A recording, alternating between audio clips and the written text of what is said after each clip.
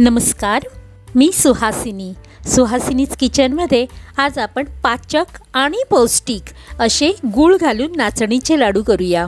हे लाडू करण्यासाठी इथे आपण एक मोठी वाटी नाचणीचं पीठ घेतलंय। नाचणी धुवून वाळवून दळून आणली आहे। एक छोटी वाटी रवा आणि नाचणीच्या पिठाच्या निम्मे आपण गूळ घेतले। इथे पाऊण वाटी तूप, बदाम, काजू आणि पिस्त्याचे पावडर करून घेतली आहे आणि आपल्याला लागणार आहे वेलची आणि जायफळ पूड। इथे मी एका कढईमध्ये 3 चमचे साजूक तूप घातले। आता तूप गरम झालं की त्यामध्ये मग आपल्याला हे नाचणीचं पीठ घालायचं आहे। पीठ घातल्यावर गॅस मीडियम टू लो वर ठेवून हे पीठ भाजून घेऊया। नाचणीची भाकरी आवडत नसल्यास मुलांसाठी हे लाडू करावेत। आता हे कमी गॅसवर आपण सतत परतत भाजायचे आहे। नाचणीमध्ये स्टार्चचं प्रमाण कमी असल्यामुळे नाचणी पचनास हलकी असते।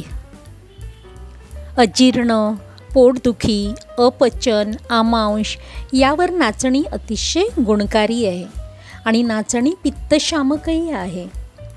यात आता 1 चमचा तूप घालूया आणि परत आपण हे भाजायचे आहे।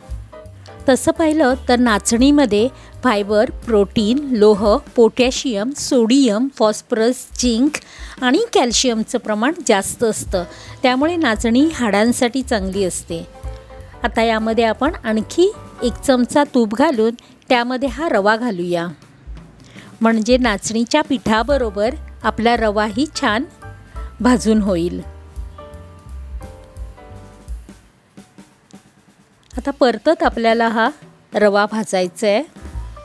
लहान मुलांसाठी नाचणीची भाकरी चांगली, पण मुलांना ही भाकरी आवडत नाही कारण त्याचा रंग काळा दिसतो। आपल्या रवा आणि पिठाचा खमंग सुवास यायला लागलाय।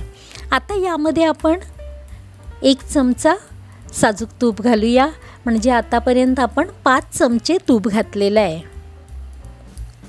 आणि हे आपल्याला परत भाजायचं आहे। आता याचा रंग बदलायला लागलाय। कोकणामध्ये नाचणीचं पीक जास्त काढलं जातं, त्यामुळे नाचणीची भाकरी ही केली जातेच, पण त्याचबरोबर नाचणीचं आंबील केलं जातं आणि नाचणीचं सत्व तर लहान मुलांसाठी चांगलंच असतं। इथे आपण थोडेसे काजू, बदाम आणि पिस्ता बारीक कापून घेतले आहेत, ते आपण यामध्ये घालून घेऊया। आता काजू घातले की आपण पिस्ता घालूया आणि अर्धा मिनिट आपल्याला हे परतायचं आहे।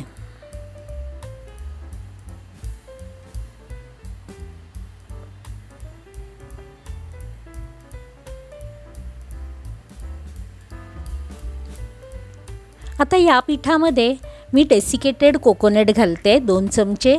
हे पूर्णपणे ऑप्शनल आहे, तुम्हाला आवडत नसेल खोबरं तर नाही घातलं तरीही चालतं।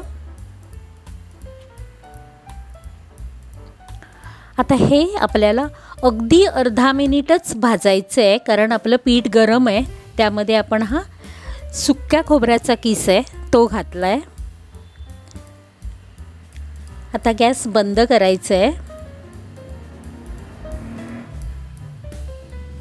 आणि हे लाडू आपण गुळामध्ये करणार आहोत। आणि गॅस बंद केला तरीही जरा आपण हे परतायचं आहे, कारण कढई गरम आहे।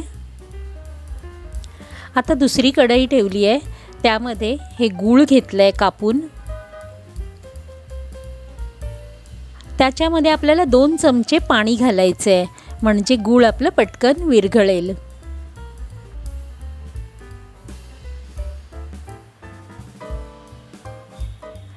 आता गूळ विरघळत आलाय की फक्त आपल्याला एक साधारण उकळी द्यायची आहे, जास्त उकळायचं नाही। जास्त उकळलं तर लाडू कडक होतील।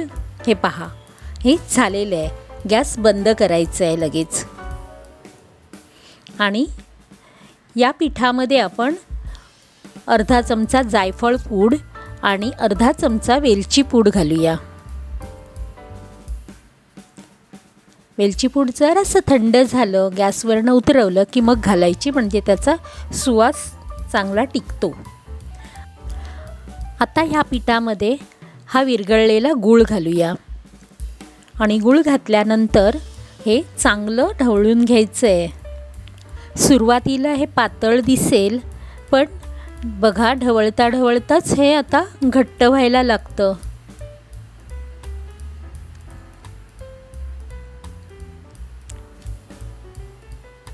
आता हे थोडंसं थंड, म्हणजे हात लावण्या इतपत थंड करायचं, कारण गूळ आहे, गूळ पटकन चिकटू शकतो हाताला गरम असेल तर. हे पहा, आता हे घट्ट व्हायला लागलेलं आहे. आता हे थंड करून घेऊया. फक्त 2 मिनिटं आपल्याला थंड करायचं आहे. हे खाली उतरवून घेऊ. आणि हा इथे मी डेसिकेटेड कोकोनट घेतला आहे. आता आपण लाडू करायला घेऊया. हाताला तुपाचं बोट लावायचं आणि हे लाडू गरम गरमच बांधायचे आहेत.